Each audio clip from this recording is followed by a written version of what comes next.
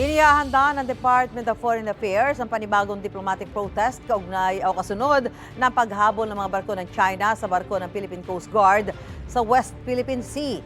Naniniwala si AFP Chief of Staff Romeo Browner Jr. na intensyon talagang banggain ng Chinese vessels ang BRP Suluan ng PCG. May unang balita si Chino Gaston.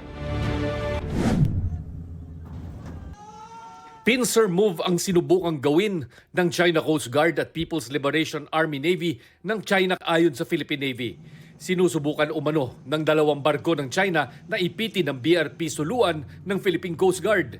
Pero imbis na maipit ang barko ng PCG, nagbangga ng dalawang barko ng China. Kitang napipi ang nguso ng China Coast Guard ship. Ang Chinese Navy ship naman nagkaroon ng malalalim at mahahabang gasgas sa tagiliran. Makikita rin na bago sumalpok sa mas malaking Chinese warship, may 4 na CCG personnel na makikitang nagbababa ng bumper sa harapan ng kanilang barko. Matapos ng impact, hindi na sila nakikita sa harapan ng barko. Hindi malinaw kung ano ang nangyari sa kanila. Nag-alok ng tulong ang PCG sa CCG pero hindi ito tumugon. BRP Suluan 4406. This is the Philippine Coast Guard vessel. Should you need any assistance, we have medical personnel on board.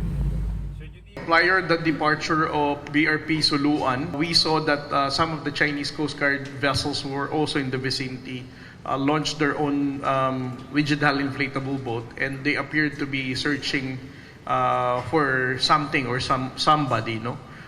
So we assumed that there was search and rescue that was conducted. Our thoughts and prayers are still for those Chinese Coast Guard who were injured dahil dito sa insidente.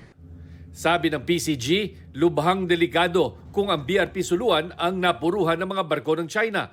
44 meters lang ang BRP Suluan kumpara sa 90 meters na haba ng CCG vessel at 135 meters na haba ng barko ng Plan. You can just imagine the impact kung sakaling ang maliit na barko natin. I don't want to speculate that the real intention of the PLA Navy warship was to intentionally ram the Philippine Coast Guard vessel. I still stick with our initial assessment na there was only a miscalculation on the part of the PLA Navy warship kung kaya't nagkaroon ng collision. Pero si AFP Chief of Staff General Romeo Browner Jr. kumbinsidong balak talaga ng mga barko ng China na banggain ang BRP Suluan. Kitang-kita doon yung aggressive na tactics ng China, no? Ang assessment natin doon ay yung PLA Navy ship ay talagang ang pakay niya, ang objective niya ay iram yung ating Philippine Coast Guard. Pag-uusapan daw ng AFP kung ano ang susunod na hakbang ngayong warship nila ng China ang gamit para mangharas sa West Philippine Sea. Kasalanan nila yon, no? Kasalanan nila yung nangyaring yon.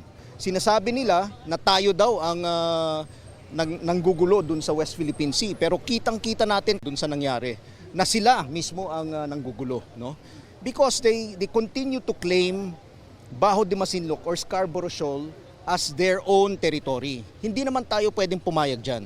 Ang Department of Foreign Affairs inihahanda ang proseso ng paghahain ng diplomatic protest dahil sa panibagong insidente ng panghaharas. We are of the view that this is a situation whereby we have to be more careful, and we still go back to the process of whereby diplomatic dialogue and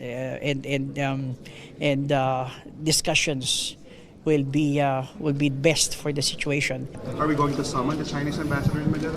I think there has been a process, but we're still rethinking the whole issue. We have not yet.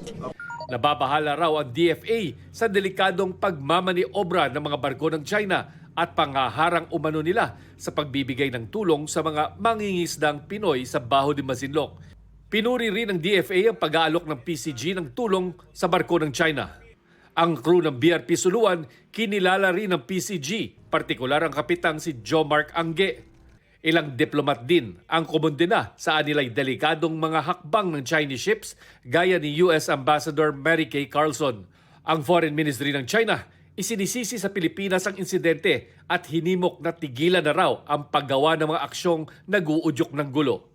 Tugod dito ni Defense Secretary Gilberto Teodoro, I'm already tired of contradicting, and I don't want to answer a blatant lie and glorify it. And everybody knows the truth, really. Why will we pick a fight? That's what the president said. Who in his or her right mind will initiate a conflict when you are a smaller country? Common sense, unless they don't have any. ayon sa PCG, umuwi muna sa Maynila ang BRP Suluan dahil limitado ang fuel at supplies nito. Sa ngayon, BRP Teresa Magbanwa ang nakaposisyon malapit sa Baho de Masinloc. Kinumpirma ng Philippine Navy, may Navy warship ang Pilipinas malapit sa lugar noong nangyari ang gulo sa Baho de Masinloc. Natanong ang Navy kung hindi pa ba sapat ang pagsali ng Chinese warship para makialam at mamagitan ng Navy warships ng Pilipinas. Sagot ng Philippine Navy, may rules of engagement na sinusunod. Ang puwersa pwede lang gamitin for self-defense at depende sa judgment ng ground commander. All the rules of engagements are bound by international law, within the bounds of international law and domestic law. Ito ang unang balita, Chino Gaston, para sa GMA Integrated News. Gusto mo bang mauna sa mga balita? Mag-subscribe na sa GMA Integrated News sa YouTube at tumutok sa unang balita.